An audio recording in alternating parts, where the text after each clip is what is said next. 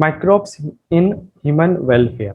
अगर नीट में क्वेश्चन का पैरामीटर्स देखोगे कि क्या हो सकता है, तो इसमें उम्मीद कर सकता है तुम लोग 2 क्वेश्चन या 1 क्वेश्चन, 2 या 1, 2 अगर मानते हो तो 2 एक्चुअली में देख, ये जो चैप्टर है ना, ये और भी 2-3 चैप्टर से कनेक्टेड है तेरा। जैसे पहला जो चैप्टर है बायोलॉजिकल क्लासिफिकेशन में, उसमें बैक्टीरिया पढ़ना है। फिर एक चैप्टर है तेरा नाइट्रोजन फिक्सेशन वाला, वहां पे बहुत सारे बायो फर्टिलाइजर के तौर पे बैक्टीरिया यूज किए जाते हैं, वहां पे भी उससे भी कनेक्टेड है। ठीक है, और ये चैप्टर तो है ही है माइक्रोब्स वाला। उसके अलावा इकोलॉजी में कहीं कहीं आ जाता है, बायोटेक में भी कहीं कहीं कुछ कुछ पोर्शन आ जाता है। तो ले दे के भाई अच्छा खासा इंपॉर्टेंट है, उस हिसाब से चलेंगे तो फिर 3 से 4 क्वेश्चन भी हम लोग मान सकते हैं कि आ सकता है इनडायरेक्टली। डायरेक्टली 2 क्वेश्चन, ठीक है, मान सकते हैं हम लोग कि हो सकता है। अब इसमें हम लोग क्या करते हैं, आगे के करके देखते हैं। तो पहले एनसीईआरटी में कुछ डायग्राम दिया हुआ है तुम्हारा, उस चीज को देखते हैं। ठीक है, तो माइक्रोब्स का मतलब क्या है यहाँ पे, जैसे माइक्रोब्स इन ह्यूमन वेलफेयर, तो हम ऐसे माइक्रो ऑर्गेनिजम्स के बारे में डिस्कस करेंगे जैसे कि प्रोटोजोआ है, बैक्टीरिया है, फंगस है, माइक्रोस्कोपिक प्लांट है, वायरसेस है ना, वायरवाइट्स है, प्रियॉन्स वगैरह, ये सब जो भी प्रोटीनियस पार्टिकल्स, इन सबको हम लोग माइक्रोब्स कहते हैं। बट स्पेशली इस चैप्टर में हम लोग क्या कर रहे हैं, हम उसके यूजफुल थिंग को देखना चाहते हैं कि उसका यूजेस कहाँ पे है। अब यहाँ पे मैंने बोला हम ऐसे माइक्रोब्स को जिनका यूजफुल चीजें यूज है ह्यूमन लाइफ में, समझे, ह्यूमन लाइफ में यूज है, उनके बारे में। माइक्रोब्स बेसिकली कहाँ होता है, सब जगह होता है, सॉइल में, वाटर में, एयर में, इनसाइड द बॉडी, और बॉडी सरफेस पे, सर के ऊपर, नाक के अंदर, मुंह के अंदर, सब जगह बैक्टीरिया भरा रहता है, हर जगह माइक्रोब भरा रहता है नहीं में। अब जैसे माइक्रो ऑर्गेनिज्म में, जैसे यहाँ पे एनसीईआरटी में दे रखा कुछ डायग्राम, तो ये सब भी लिखने की जरूरत है, बस खाली देख लो, एनसीईआरटी में लिखा हुआ है। मैं जहां से लिखने के लिए कहूंगा वहां से लिखने के लिए बहुत कुछ है, बट यहाँ पे कुछ नया नहीं है, तो इसलिए मैं मना कर रहा हूँ। हाँ, अब यहाँ पे नया एक देखो, ये एकदम बिल्कुल नया, जैसे ये रॉड शेप और स्पेरिकल, ये तो पता है ना, बैसिलस कोकस कहते थे। किसको बैसिलस बोलेंगे बताओ, ए को बैसिलस या बी को बैसिलस, कौन सा बैसिलस कौन सा कोकस है, ए बैसिलस हो गया, ये कोकस हो गया, ऑलरेडी पढ़ा हुआ है।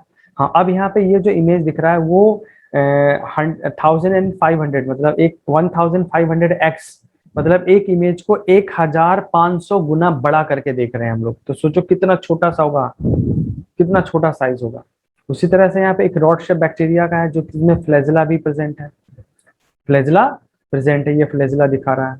ठीक है, और ये 50,000 टाइम मल्टीप्लाई किया गया इसके साइज को, तो 50,000x मैग्नीफाइड किया गया इमेज है।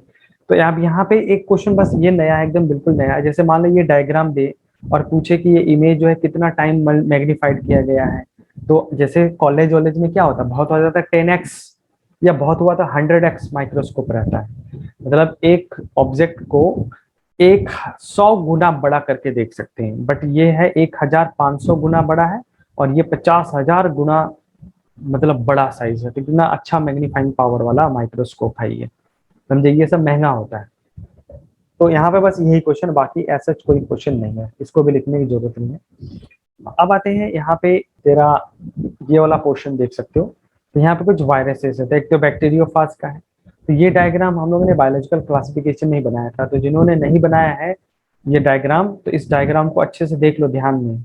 ये हेड है, फिर ये कॉलर है, फिर उसके नीचे ये टेल है, उसके बाद ये प्लेट है, सेल प्लेट कहते हैं, और सेल प्लेट से ये टंगड़ी जैसा, लेग जैसा कुछ निकला है ना, इसको बोलते हैं टेल फाइबर भी कहते हैं, या प्रॉन्ग्स कहते हैं, टेल TAI टेल फाइबर भी कहा जाता है, या PRONGS प्रॉन्ग्स भी कहते हैं हम लोग इसको, क्या कहते हैं, प्रॉन्ग्स भी कहते हैं। ठीक है, उसके अलावा दूसरा आ जाओ एडिनो वायरस। तो एडिनो वायरस जो है, यहाँ पे देख, ये डायग्राम देख लो। अब क्वेश्चन में क्या करेगा, ये डायग्राम देगा और पूछेगा कि ये कॉज करता है लंग में इन्फेक्शन या ये वगैरह ऐसे ऐसे, this cause the respiratory infection cause करता है। यहाँ पे ये क्वेश्चन बन सकता है, रिस्पायरेटरी इन्फेक्शन कॉज करता है, कौन करता है, एडिनो वायरस कॉज करता है। तो ये चीजें लिखना चाहो तो लिख सकते हो कि वायरसेस में एक तो मैग्निफिकेशन वाला हो गया, और ये हो गया दूसरा, ये कौन सा डिजीज कॉज करता है। तो यहाँ पे बस खाली एक लिख देना, एडिनो वायरस, पहला ही लाइन लिख के लिख दो, adeno virus cause respiratory infections. बाकी ये डायग्राम एनसीईआरटी से कवर कर लो।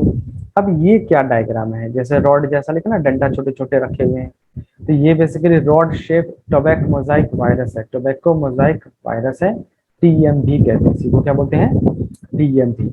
और ये जितने डायग्राम दिख रहे हैं ये 1 लाख से 1.5 लाख टाइम मल्टीप्लाई किया गया है इसके साइज को, ठीक है, इसके साइज को इतना टाइम मैग्नीफाइंग किया गया है तुम्हारा, तो काफी बड़ा साइज का हो गया तुम्हारा, समझ में आ रहा है।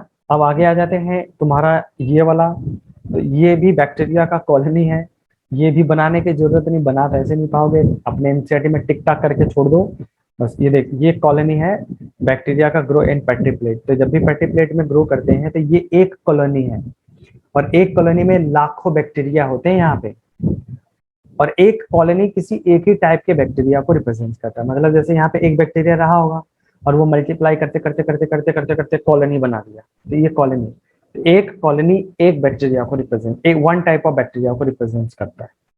उसी तरह से ये भी कॉलोनी है, लेकिन ये किसका कॉलोनी है, ये फंगल कॉलोनी है। तो ये एक क्वेश्चन बन सकता है कि ये डायग्राम दे दे, ए डायग्राम या बी डायग्राम, कोई एक दे दे, और ऑप्शन पूछ ले कि this is the bacterial colony या फंगल कॉलोनी या माइकोप्लाज्मा का कॉलोनी, जैसे ना एग फ्राई जैसा नहीं बोला है, माइकोप्लाज्मा का कॉलोनी है कि किसका कॉलोनी है, तो ये ध्यान रखना, ये फंगल कॉलोनी है पेट्री डिश पे ग्रो करने के बाद, ठीक है। अब आ जाते हैं हम लोग एक एक करके करते हैं, यहाँ से स्टार्ट करते हैं microbes in house hold product. तो यहाँ पे जितने भी खाने पीने वाली चीजें हैं वो चीजें, कर्ड है, डोसा है, पनीर है, ये सब फर्मेंटेड चीजें हैं। तो उसी में हाउस होल्ड मतलब घरेलू चीजों में कहाँ पे यूज होता है, तो ये सब चीजें हम लोग को यहाँ पे देखना है, ठीक है। पहला आता है कर्ड, दही, सबने खाया होगा। अब दही जो है कैसे बनता है, इसमें पूरा माइक्रोब से मतलब क्या है, ऐसे मैंने सुना भी होगा तुम लोगों ने भी कि अगर दही को माइक्रोस्कोप में देख लोगे तो फिर दोबारा खा नहीं पाओगे समझे। जब माइक्रोस्कोप को देखोगे दही तो ना अंदर तो ऐसा दिखेगा, ये ऐसा दिखेगा, ये दिख रहा है, ये लैक्टोबैसिलस बैसिलस होता है तुम्हारा, ढेर सारा बैक्टीरिया, वो भी चलता हुआ दिखेगा, ऐसे हिल रहा होगा सब, देख के तुम तो डर जाओगे एकदम, यानी तो यही कर्ड में एक्चुअली में ये क्या होता है, मिल्क में एक होता है मिल्क शुगर, ये क्या है, मिल्क शुगर है, और एक होता है मिल्क प्रोटीन।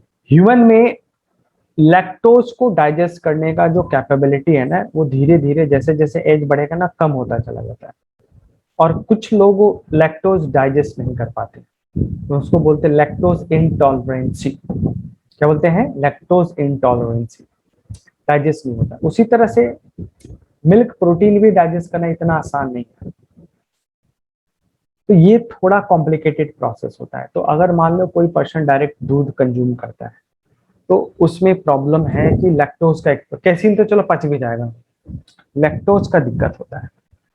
मतलब जैसे कभी कभी तुम लोगों ने एक्सपीरियंस किया होगा, मान लो किसी दिन ज्यादा दूध पी लिया तो पेट खराब हो जाएगा, लूज मोशन हो जाएगा, पेट गुड़गुड़ गुड़गुड़ करने लगता है, गैस बनने लगता है, तो इसके पीछे रीजन है लैक्टोज। तो क्यों लैक्टोज है, जैसे मान लो किसी ने दूध पी लिया तो ये लैक्टोज डाइजेस्ट नहीं होता, वो सीधा चला जाएगा स्मॉल इंटेस्टाइन से लार्ज इंटेस्टाइन, और लार्ज इंटेस्टाइन्स में बैठा है बैक्टीरिया, वो बैक्टीरिया लैक्टोज को तोड़ेगा, एसिड बनाने लगेगा, गैस बनाने लगेगा। तो इसी एसिड के बनने की वजह से पेट में जलन सलन होने लगता है, पेट गुड़गुड़ होने लगता है, पेट खराब हो जाता है कुल मिला के, समझे। तो प्रेफरली क्या किया जाए ऐसे कंडीशन में, अगर दही यूज करते हैं तो ये गड़बड़ नहीं होगा। क्यों, क्योंकि दही में जो दही अगर हम लेते हैं तो दही में हम क्या कहते हैं, माइक्रोब्स डाल देते हैं। कौन सा डालते हैं, lactobacillus bacteria, LAB, lactobacillus bacteria डाल देते हैं। लैक्टोबैसिलस एसिडोफिलस बैक्टीरिया को यूज करते हैं, लैक्टोबैसिलस एसिडोफिलस बैक्टीरिया को यूज करते हैं, समझे। ये क्या करेगा, उस मिल्क में जो लैक्टोज है उनको लैक्टेज एंजाइम रिलीज करके लैक्टिक एसिड में पहले ही कन्वर्ट कर देता है, ठीक है। और इसी लैक्टिक एसिड के वजह से मिल्क कोगुलेट भी करता है, जमता भी है, कर्ड बनता है, समझे। साथ में ये जो केसिन है, ये कैसिनोजन है, ये कैल्शियम से बाइंड करके केसिन और कैल्शियम पैराकेसिन में कन्वर्ट हो जाता है। तो अगर मान ले दूध में जो केसिन था अगर वो कैल्शियम पैराकेसिन में कन्वर्ट हो चुका है तो उसका डाइजेशन थोड़ा इजी होता है। तो ये लैक्टोज और कैल्शियम पैराकेसिन मिल्क में नहीं, दूध में, सॉरी, कर्ड में प्रेजेंट होता है, इसलिए कर्ड इजिली डाइजेस्ट हो जाता है। और जिनको लैक्टोज इंटॉलरेंसी उनके लिए तो सबसे बढ़िया है ये, क्योंकि लैक्टोज होगा नहीं, दही में लैक्टोज होता नहीं, वो सारा का सारा लैक्टिक एसिड में कन्वर्ट है। और वैसे भी हम लोग एसिड खाने में खाते हैं तो अच्छा रहता है, डाइजेशन हाजमा सब ठीक रहता है ना। नींबू निचोड़ के खाना खाते हैं ना, दाल भात में उसमें मिला दिया नींबू, तो टेस्टी भी हो जाता है और डाइजेशन भी इजी हो जाता है। इसलिए कर्ड बेटर होता है तुम्हारा मिल्क से, समझे। उसमें ज्यादा क्वांटिटी में भी खा लोगे कर्ड तो कोई प्रॉब्लम नहीं, लेकिन दूध अगर ज्यादा क्वांटिटी में पी लोगे तो लूज मोशन हो जाएगा, समझे। इस वजह से कहा जाता है जो कर्ड है वो बेटर है मिल्क से। उसके लिए कुछ और क्वालिटी है, देखो। एक तो लैक्टोज क्या होता है, एलर्जिक इन सम पर्सन, एलर्जिक भी होता है। और vitamin B12 and vitamin B12 and vitamin रहता है मिल्क में, मतलब सॉरी मिल्क बोला, कर्ड में ये विटामिन B12 प्रेजेंट होता है, समझे। विटामिन B12 भी प्रेजेंट होता है, तो ये अच्छा होता है हेल्थ के लिए, क्या होता है, अच्छा होता है तुम्हारा इसमें, समझे। आई बात समझ में। तो एक और है क्वानोकोबैलामीन्स, वही B12 का ही छोड़ो, B12 याद रखना, एनसीईआरटी में B12 लिखा हुआ है तुम्हारा, एनसीईआरटी में ये B12 लिखा हुआ है। तो एलर्जिक हो गया तो उससे बच जाएगा, और इजिली डाइजेशन हो जाता है तो उससे भी बच जाता है तुम्हारा इसमें, ठीक है। LAB का मतलब होता है लैक्टिक एसिड बैक्टीरिया बोला जाता है। इसका काम जो है ना, ये जैसे दूध से दही कैसे बनाते हैं, तो हम लोग क्या कहते हैं, पुराना दही इसमें थोड़ा मिला देते हैं, तो पुराने दही में लैक्टिक एसिड बैक्टीरिया प्रेजेंट होता है, जैसे लैक्टोबैसिलस एसिडोफिलस है, ठीक है। तो वो बैक्टीरिया जब मिल्क में मिलता है ना, तो वो लैक्टिक एसिड बनाता है, जिससे कडिंग प्रोसेस होता है, दूध से दही जम जाता है, टाइट हो जाता है, हार्ड हो जाता है, मतलब जम जाता है। तो वो जो कर्ड है वो एक तो इजीली डाइजेस्टेबल है, लैक्टोज नहीं है उसमें, लैक्टिक एसिड प्रेजेंट होता है, इसलिए खट्टा भी लगता है थोड़ा। और उसके बाद जो केसिन है, कैसिनोजन है मिल्क प्रोटीन्स, वो पार्शली डाइजेस्ट भी हो जाता है, कैल्शियम पैराकेशिन में चेंज हो जाता है, तो वो इजिली डाइजेस्ट हो सकता है, आसानी से डाइजेस्ट हो सकता है तुम्हारा, समझे। चलो ये आ जाते हैं, what is the beneficial role in the lactic acid in our stomach, stomach में, बताओ इसमें क्या हो जाएगा answer. Beneficial role of lactic acid bacteria in our stomach, यहाँ लिखा it produce alkaline which coagulate and partially digest the milk protein. अरे वो तो जब दही बनेगा तब ना। Third, check the disease causing microbes. एक कॉन्सेप्ट सुना होगा कि भाई हमारे गट में अगर यूजफुल माइक्रोब्स रहता है तो वो हार्मफुल माइक्रोब को ग्रो करने नहीं देता है। तो इसलिए टाइम टू टाइम हमें दही खाने के लिए सलाह भी दिया जाता है कि दही खाएंगे तो वो जैसे हमारे गट में कोई हार्मफुल बैक्टीरिया ग्रो करें उसको हटा के ये रिशफल करता है, नया बैक्टीरिया ग्रो करता है। तो ये check the disease causing microbes. बाकी देख, मिल्क दूध खराब करने का यहाँ पे तो स्टमक में तो कोई रोल नहीं है, स्टमक में तो कोई रोल नहीं है। और increase amount of vitamin D, ये कोई चीज समझ में नहीं, विटामिन B12 हो भी सकता था, डी तो कोई है नहीं। और बाकी ये लास्ट वाला ऑप्शन तो दही जमाएंगे तब होगा ना, तो स्टमक में ये आंसर इसका थर्ड ही ठीक है। चलो अब आ जाते हैं, ब्रेड बनाते हैं। ब्रेड आज खा लेते हैं हम लोग, दही होगी, दही ब्रेड काफी है हम लोग के लिए। ब्रेड क्या होता है, ये एक्चुअली में डायग्राम बना नहीं, ये पाव रोटी जानता है ना उसका हिंदी में पाव रोटी कहा जाता है। क्यों कहते हैं पाव रोटी पता है रे? पहले जब बहुत सारे मशीन नहीं हुआ करता था ना, तो छोटे छोटे कंपनियों में जो लोग ये बनाते थे ब्रेड में, ये पैर से बहुत ज्यादा क्वांटिटी में रहता था ना, तो एक आदमी उसमें खड़ा होकर पैर से उसको गूंथता था। ठीक है, अब तो बहुत सारा मशीन है तो उसमें हो जाता है। एनीवे, तो ब्रेड क्या हो गया तुम्हारा, बेकर्स ईस्ट वगैरह यूज करता है, सेक्रोमाइसिस सेरेविसिस वगैरह यूज किया जाता है। अब ब्रेड बनाने का कॉन्सेप्ट देखो क्या है। तो ब्रेड में यहाँ पे फर्मेंटेशन होता है, जैसे बेकर ईस्ट ले लिया तो बेकर ईस्ट का एग्जांपल है सेक्रोमाइसिस सेरेविसिस। तो ये फॉर्म करता है एमाइलेज, माल्टेज, एंजाइमेज, एंजाइम, अलग अलग एंजाइम प्रोड्यूस करता है। तो हम लोग करते क्या, जैसे आटा ले लिया, आटा डॉ बनाना है। अब उस आटे में क्या करते हैं, पानी शुगर हल्का सा मिक्स करते हैं और ये बेकर ईस्ट मिला देते हैं और उसका डॉ बना लेते हैं। अब उसको गूंथ के हम छोड़ देंगे। तो बेसिकली आटा जो होता है, व्हीट फ्लोर जो होता है, वो स्टार्च होता है उसमें। तो उसमें क्या होगा, ये स्टार्च एमाइलेज तोड़ देगा माल्टेज में, माल्टोज में, और माल्टेज तोड़ देगा ग्लूकोज में, और जाइमेज जो होता है उसको तोड़ देता है इथाइल अल्कोहल और कार्बन डाइऑक्साइड। तो खूब सारा कार्बन डाइऑक्साइड बनता है, इथाइल अल्कोहल भी बनता है। इसके वजह से जो डॉ है, आटा जो साना था, गूथा था, वो फूल जाता है एकदम, ठीक है ना। उस प्रोसेस को बोलते हैं लीविंग, लीविंग कहा जाता है, द राइजिंग ऑफ डॉ। अब उसके बाद उसको प्रॉपर एक शेप देके, साइज देके, अब उसको आग में रख के बेक किया जाता है। बेकिंग होता है, उसमें रख के बेकिंग करते हैं। अब जैसे बेकिंग करेंगे तो बैक जैसे करेंगे तो इसमें क्या होता है, expulsion of ethyl alcohol. Ethyl alcohol expand करने लगता है और कार्बन डाइऑक्साइड भी फैलने लगता है। तो उसके फैलने से क्या होता है, उसमें बहुत छोटे छोटे छोटे ढेर सारा पोर्स बन जाता है। तो जब ब्रेड काटो तो देखना उसके अंदर ढेर सारा छोटे छोटे पोर्स होता है, मतलब कैविटीज बना हुआ रहता है। वो एयर के वजह से एयर कैविटीज बना हुआ रहता है। तो उसके वजह से अब वो ब्रेड क्या हो गया, स्पॉन्जी हो गया और सॉफ्ट हो जाता है। और उसमें जितना इथाइल अल्कोहल था वो एवापोरेट हो जाएगा, गर्मी की वजह से उड़ जाता है। तो ऐसा नहीं ब्रेड खा के नशा नहीं आएगा, इथाइल अल्कोहल उसमें से उड़ जाता है, तुम्हारा रहता नहीं। समझे? देख, आटा में जब बेकर ईस्ट मिक्स करके जब हम गूंथते हैं तो वो बेकर्स जो है, मतलब ईस्ट जो सैक्रोमाइसिस सेरेबेसिस उस पूरे आटे में मिक्स हो गया है। और शुगर इसलिए थोड़ा सा डाला था ताकि वो और तेजी से ग्रो करे, मल्टीप्लाई करे।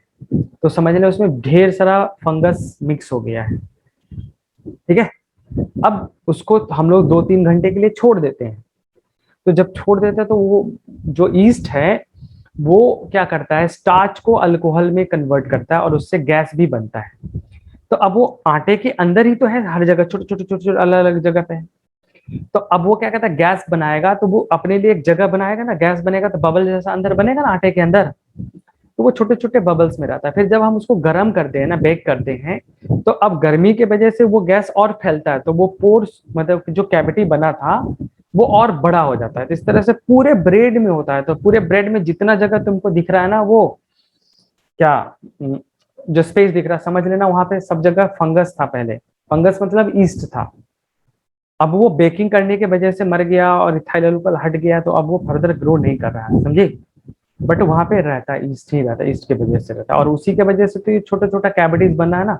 और उसी कैविटीज की वजह से जो ब्रेड है वो स्पॉन्जी हो जाता है, सॉफ्ट हो जाता है। स्पॉन्जी एंड सॉफ्ट हो जाता है तुम्हारा। ठीक है, तो तुम लोग इसमें एक क्या करना, एक कॉमन एक लिस्ट तैयार कर दो जिसमें पर्पस, मतलब माइक्रोब्स और उसका यूजेस क्या है। जैसे चीज बनाने में किस माइक्रोब्स की यूज करते हैं, या ब्रेड बनाने में किसको यूज करते हैं। ब्रेड में क्या था तुम्हारा, सैक्रोमाइसिस सेरेवेसी ईस्ट। उसी तरीके से तेरा जब कर्ड बनाना था तो लैक्टोबैसिलस यूज करते थे। सिमिलरली चीज बनाने में भी किस माइक्रोब्स का यूज होता है वो भी। अब एक इसको स्टार्ट करें, उसके बताएं तो एक टेक्निकली चीजें तुम लोगों को बता दें। जैसे चीज क्या होता है, अब तुम कहोगे मैं तो यहाँ पनीर दिखा रहा हूँ, चीज क्या है। तो पनीर और चीज में ज्यादा अंतर नहीं है। जो पनीर होता है ना, पनीर, उसको बोला जाता है रॉ चीज। रॉ चीज ये क्या एक्चुअली में, ये है पनीर को ही कहते हैं। पनीर को ही रॉ चीज कहते हैं। तो पहले हम पनीर बनाएंगे, फिर उसको हम माइक्रोब से ट्रीट करेंगे ना, तब जाके वो बन जाता है तेरा, चीज में कन्वर्ट होता है।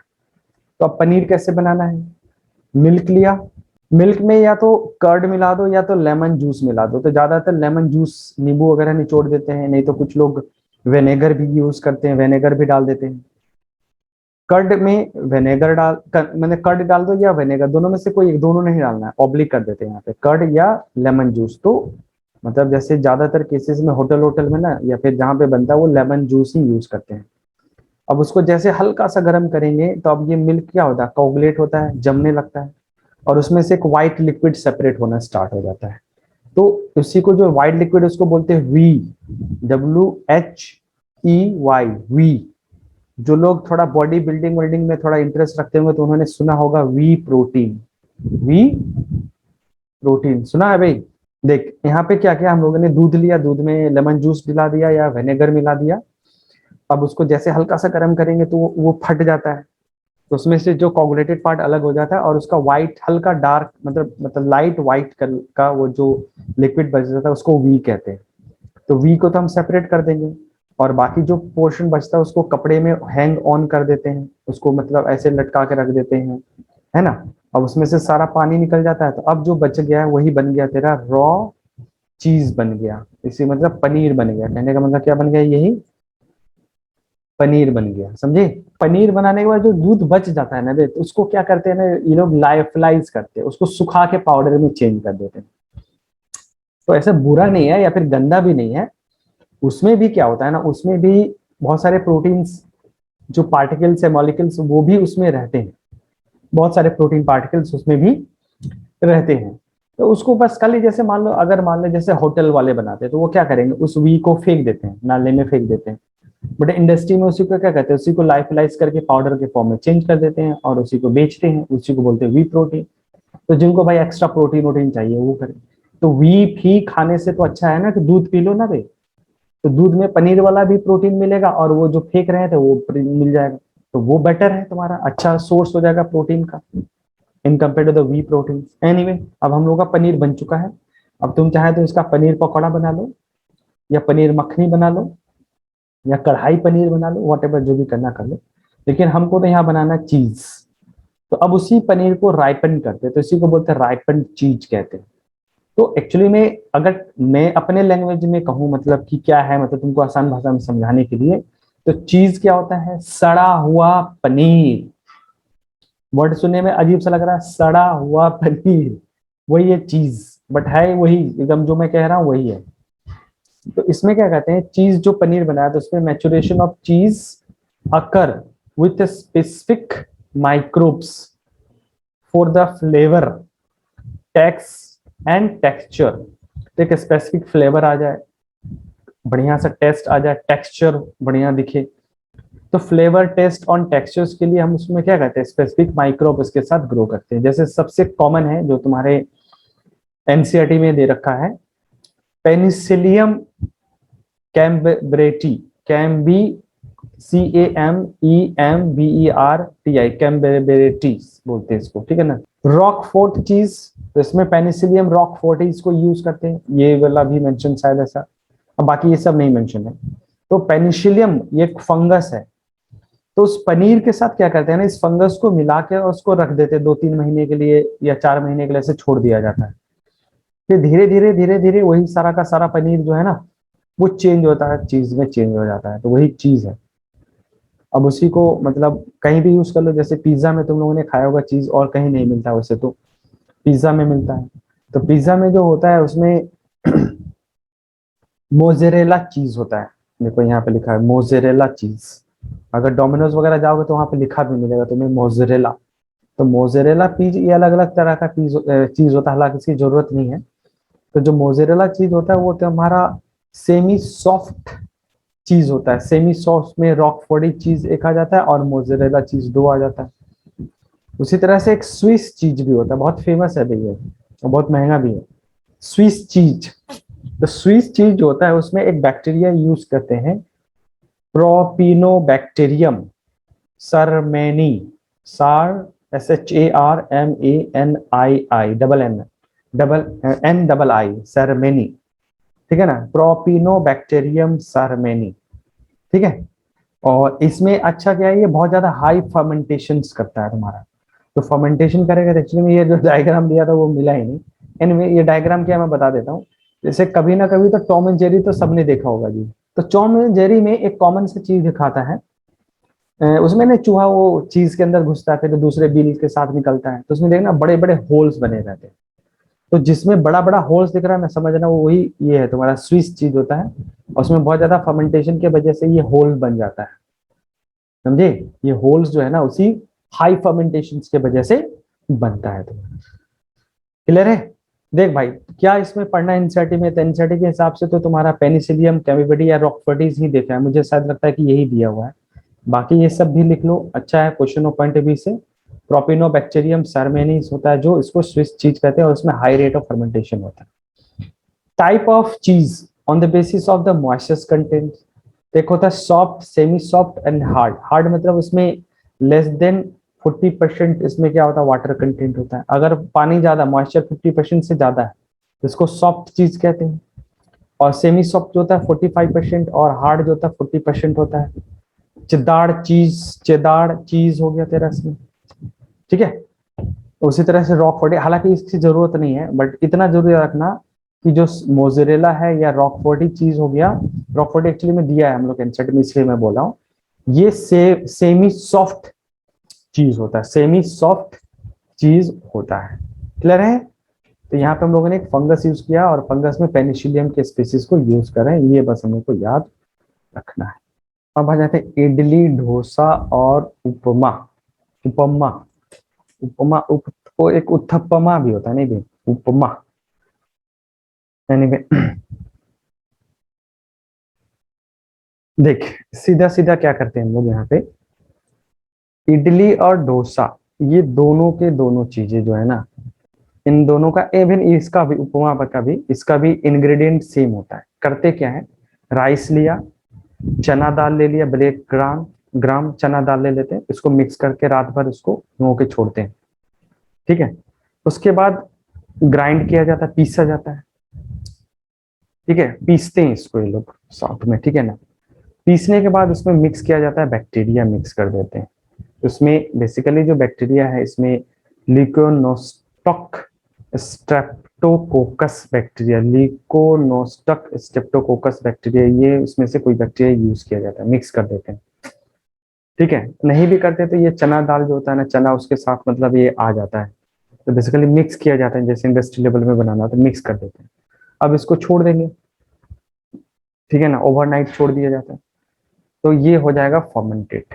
अब यहाँ से जो स्लरी ऑब्टेंट होता है, फर्मेंटेशन के बाद ये राइस और ब्लैक ग्राम का जो मिक्सचर था, ठीक है ना, भिगोने के बाद जब पीस के बैक्टीरिया को वो छोड़ मिक्स करके उसके ओवरनाइट छोड़ने के बाद जब फर्मेंटेड होता है तो एक स्लरी बन जाता है। अब इसी स्लरी से कुछ भी बना सकते हैं। अगर इसी को क्या कहते हैं, प्लेन तवे के ऊपर फैला दें तो ये बन जाएगा तेरा डोसा बन जाएगा। और इसी को क्या कर दे, अगर हम लोग इसी कप शेप में कुछ स्ट्रक्चर में लेके उसको फ्राई कर देते हैं, फ्राई बोल देते हैं, स्टेम कर देते हैं, तो वो बन जाता है इडली, बन जाता है इडली बन जाता है। ठीक है, इडली। और इसी को अगर हम तवे के ऊपर अगर मोटे लेयर में क्या करते हैं, पकाते हैं, उसी में टमाटर प्याज पता नहीं क्या क्या मिक्स करके रख दिया जाता है, तो ये उपमा हो जाता है। उत्थप्पमा भी एक होता है, उसी तरह का डिश होता है, डिश होता है। एनीवे इडली डोसा इसी तरह से ये बनता है। क्लियर है, सेम चीज। तो इसमें कौन सा माइक्रोब यूज किया था, स्ट्रेप्टोकोकस बैक्टीरिया यूज करते हैं या लिकोनोस्टक वगैरह बैक्टीरिया यूज किया जाता है तुम्हारा इसमें। ठीक है, तो मतलब अगर बेसिकली देखें तो दोनों का जो इंग्रेडिएंट है वो सेम ही हो गया। अच्छा, एक होता है बड़ा, बड़ा पाव जैसे नहीं होता है उसमें बड़ा, तो इसी चीज को क्या किया जाए, इसको अगर क्या किया जाए थोड़ा नमक वमक और थोड़ा स्पाइस मिक्स करके, नमक ही मिक्स कर दो, स्पाइस मत भी मिक्स करो, और उसको फ्राई कर दो, फ्राई कर दो। तो ऐसे ना वो क्या बोलते हैं, डोनट के तरह गोल गोल सा नहीं बन जाता है, वो भी सांभर के साथ खाने बड़ा टेस्टी लगता है, खाया है जी। डोनट जैसा ऐसे सर्कुलर होता है, बीच में से गैप होता है ना, और सांभर के साथ वो भी खाते हैं। सेम इसी चीज को, जैसे इसको हम लोगों ने तवे पे फ्राई करके रोटी जैसा बना दिया, तो ये हो गया डोसा। इसी को हम लोगों ने स्टीम कर दिया, एक सांचे में रख के स्टीम कर दिया, तो ये बन गया तेरा इडली। ठीक है, तो सेम चीज है। और उसी को हम क्या करें, अगर उसी को फ्राई कर देते हैं तो वो बड़ा बन जाता है, बड़ा बड़ा ही कहते हैं ना शायद, बड़ा, बड़ा, बाड़ा या बड़ा, ऐसे कुछ भी कहते हैं पता नहीं। एनीवे, तो ये हो गया इडली डोसा। तो इसमें भी कहीं ना कहीं फर्मेंटेशन यूज हो रहा, मतलब कहीं ना कहीं माइक्रोब्स यूज हो रहा। तो ये जनरल हाउस होल्ड चीजें हो गया तुम्हारा इसमें। सोया प्रोडक्ट, सोया प्रोडक्ट में यहाँ पे दो तीन नाम है, ये सब जैसे TYMPH फी, TYMPE थिंगपी बोलते हैं, शूफू, टूफू, और सोया सॉस। सोया सॉस तो जानता होगा, सबने यूज किया है। टूफू, शूफू और थिंगपी इंडोनेशियन, चाइनीज और जापानीज फूड है। बट ये सब भी क्या है, ओवरऑल अगर देखा जाए तो सब एक ही चीज है, बस सोयाबीन का ही सारा का सारा चीज है। तो सोयाबीन जैसे उसको सोयाबीन लिया, उसको पानी में सोक कर दिया, उसको ग्राइंड कर दिया, और फिर उसको फर्मेंटेट किया जाता है। ठीक है ना, फर्मेंटेट कैसे करते हैं, फर्मेंटेट किया जाता है तुम्हारा एस्परजिलस नाइजर को ले लो, या सेक्रोमाइसिस सेरेविसिस को ले लो, या लैक्टोबैसिलस को ले लो, कोई एक या मिक्सचर भी रहता है तुम्हारा, इसके साथ फर्मेंटेट कर देते हैं। अब फर्मेंटेट करने के बाद वो जो अभी उसमें पानी कंटेंट कम है, मतलब पानी कम है और सूखा ज्यादा है, तो अब वो जो फर्मेंटेड होता है और उसी को ड्राई एंड सॉल्ट एंड या फ्राई कर देंगे, है ना। तो अरे कुल मिला के ये सब चीजें जो है ना, सोया पनीर जो होता है ना, उसी का एक अलग अलग फॉर्म है, सोया पनीर नहीं है। सोया पनीर में तो सिंपली क्या किया जाता है, सोया मिल्क लिया जाता है। सोया मिल्क कैसे निकलेगा, तो सोयाबीन को पानी में भिगो के रख दो, अब उसको ग्राइंड करते हैं, पीसते हैं लोग, और पीस के उसका जूस अलग करते रहते हैं। जैसे गाजर का जूस नहीं अलग किया जाता है, उसी तरह से अलग कर लिया जाता है। तो जो जूस अलग होगा वो हो गया सोया मिल्क। उस मिल्क में कुछ मतलब केमिकल जैसे लैक्टिक एसिड वगैरह मिला के या फिर विनेगर मिला के उसमें से पनीर बना देते हैं, समझा। और बाकी जो पाउडर जो मतलब उसका स्लरी पार्ट बच गया ना, उसी को अगर मान लो क्या किया जाए, फर्मेंटेट कर दिया जाए, ड्राई एंड सॉल्टी फ्राई कर दिया जाए, उसी को टिम्फू कहते हैं। फर्मेंटेड और चीज लाइक होता है, उसको हम लोग सूफू कहते हैं, चाइनीज फूड होता है। और चीज लाइक फर्मेंटेड सेम चीज होता है चाइना में, और इसी को जापान में टूफू कहते हैं। तो ये पनीर ही है, ये दोनों पनीर है, जैसे ड्राई फॉर्म है और ये मतलब ऐसे वेटेड फॉर्म में है। तो है तो मैंने टेक्निकली सेम चीज है। अब आता है सोया सॉस। तो सोया सॉस जैसे हम लोग जैसे चाउमीन वाउमीन बनाते हैं तो उसमें मिलाते हैं। इसको बनाते कैसे, बड़ा खतरनाक तरीका, देख लोगे तो सोया सॉस खाने का मन नहीं करेगा। बट है फर्मेंटेशन है कोई भी चीज इसमें। तो सोयाबीन लिया, व्हीट, दोनों को मिक्स करके पानी में रख के एक टंकी में डाल दिया जाता है, और उसमें ये सब बैक्टीरिया मिला दिया जाता है, फंगस बैक्टीरिया मिला दिया जाता है, और उसको छोड़ देते हैं 4 5 6 महीने के लिए, ऐसे उस कंटेनर के अंदर बंद करके रख दिया जाता है। वो अंदर वो पूरा सड़ सड़ा के एकदम पूरा पता नहीं क्या हो जाएगा। फिर जो सड़ने के वजह से, सड़ना मतलब मैं जो सड़ना वर्ड यूज करता हूँ एक्चुअली में उसी को अगर अच्छे भाषा में बोले तो उसी को बोला जाता है फर्मेंटेशन। तो वही फर्मेंटेड जब हो जाता है, फर्मेंटेड हो जाता है, तो अब इसी इसके फर्मेंटेशन के वजह से उसमें कुछ स्पेसिफिक फ्लेवर आ जाता है, सॉल्टीनेस आ जाता है, ब्राउन कलर है प्रोडक्ट। अब उसी को क्या करना, अलग कर देना, सेपरेट कर देना है, तो वो बन गया सोया सॉस हो गया। उसी को बॉटल पैकिंग करके बेचते हैं लोग, तो ये सोया सॉस है। अरे मतलब इस तरह का टंकी होता है बड़ा सा, लकड़ी उकड़ी का या प्लास्टिक का किसी तरह का कंटेनर फर्मेंटेटर की तरह होता है, ठीक है। और इसको रख के इसको सील कर देते हैं, और कहीं भी एक नॉर्मल ऐसे जगह पर रखेंगे जहाँ पे टेम्परेचर हमेशा 37 डिग्री से रहे, मॉइस्चर वाइस्चर रहता है, तो वो सड़ता रहता है, ठीक है। और बहुत सारा कंटेनर जैसे इंडस्ट्री लेवल पे बनाना है तो एक दो नहीं, बहुत सारे लेवल पे बनाते हैं, ठीक है, बहुत अलग अलग तरह का बनता है। आई बात समझ में। उसको रख के उसी में आराम से पकाते हैं लोग, पका के उसके बाद उसमें से सेपरेट कर लेते हैं, तो बन गया तुम्हारा सोया सॉस बन गया। वही डार्क ब्राउन कलर का जो लिक्विड होता है उसको हम लोग चाउमीन में या फिर फिश में या मीट में, सब में अलग अलग जगह पे अलग अलग फेर्बेरी एजेंट के तौर पे यूज किया जाता है तुम्हारा, ठीक है जी। सोयाबीन का बहुत कुछ बनता है, बहुत सारा चीज है, बहुत प्रोडक्ट है। अब आ जाते हैं योगर्ट, कॉमन सा है। तो ये बेसिकली फर्मेंटेड मिल्क है। जैसे फर्मेंटेशन अगर होता है मिल्क में तो वही प्रोडक्ट होता है, फर्मेंटेड मिल्क होता है। कर्ड अलग चीज है, ये अलग है, दही से इसका कोई लेना देना नहीं है, समझे। ये अलग ही प्रोडक्ट है, इसको बोलते हैं फर्मेंटेड मिल्क है। बट ये इस तरह का एक मार्केट में बिकता है, योगर्ट या कूट या कूल्ट ऐसे का ब्रांड है कोई। बट इसको पीना बहुत ही घटिया है, इतने इतना शुगर कंटेंट है ना कि मतलब पूछो मत, बहुत ज्यादा चीनी चीनी और अलग अलग रखा हुआ है। बट ये फर्मेंटेड है, कोई अच्छा ब्रांड मिलेगा तो बताऊंगा, बट मैंने ये पिया है इसलिए मैं बोल रहा हूँ। एनीवे देख, इसमें क्या है, ये है तेरा फर्मेंटेड मिल्क वगैरह होता है, फर्मेंटेड मिल्क। अब इसमें फर्मेंटेशन के लैक्टोबैसिलस बुल्गारिस, बुल ये बुल GARICUS bulgaricus and streptococcus thermophilus, ये दो बैक्टीरिया। और इसमें जो फर्मेंटेशन जब होता है मिल्क में ना, तो ये क्या प्रोडक्ट क्या बनाता है, तो लैक्टिक एसिड बना देता है, ठीक है ना। उसके बाद एसिटा एल्डिहाइड बना देता है, एसिटा एल्डिहाइड। तो इस मिल्क में तुम्हारा लैक्टिक एसिड और एसिटा एल्डिहाइड वगैरह प्रोडक्ट होता है। तो ऐसे इसको बोला जाता है इम्यून सिस्टम को बूस्ट करने के लिए बहुत अच्छा होता है ये, और रियल में होता भी है, इम्यून सिस्टम को बूस्ट करने के लिए मतलब अच्छा माना जाता है। क्लियर है, इसमें मतलब जो भी है हेल्थ बेनिफिशियल चीजें बहुत सारा चीज होता है। तो अब मान फर्मेंटेड हुआ था, एक तो अलग अलग तरह के इसमें माइक्रोब्स हैं, यूजुअल बैक्टीरिया है, फिर उसके बाद कुछ प्रोडक्ट हैं। इसके अलावा उसमें भी जैसे विटामिन B12 दही में था ना, यहाँ पे भी मिलेगा विटामिन B12, ठीक है। तो ये सब विटामिन भी अवेलेबल होता है, मिनरल वगैरह भी ठीक ठाक रहता है।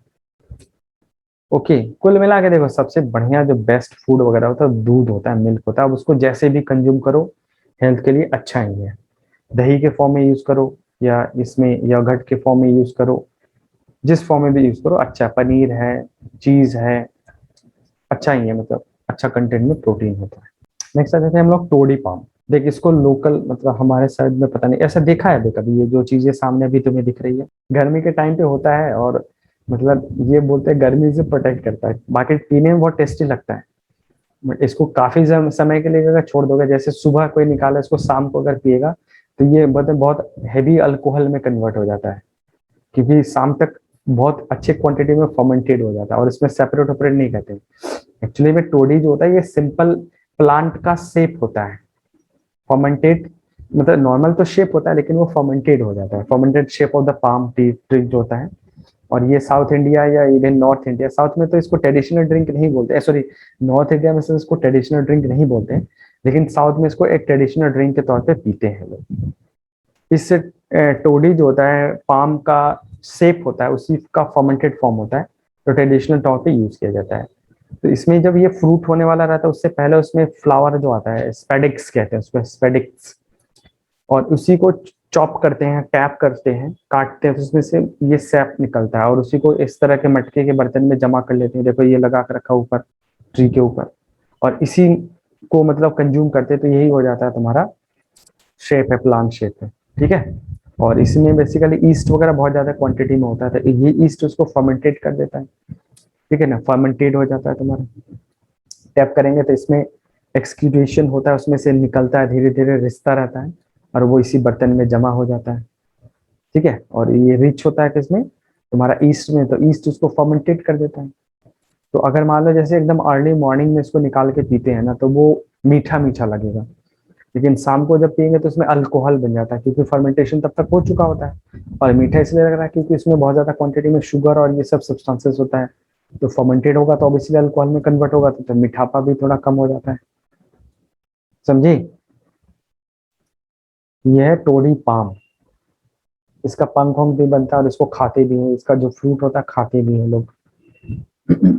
ओके।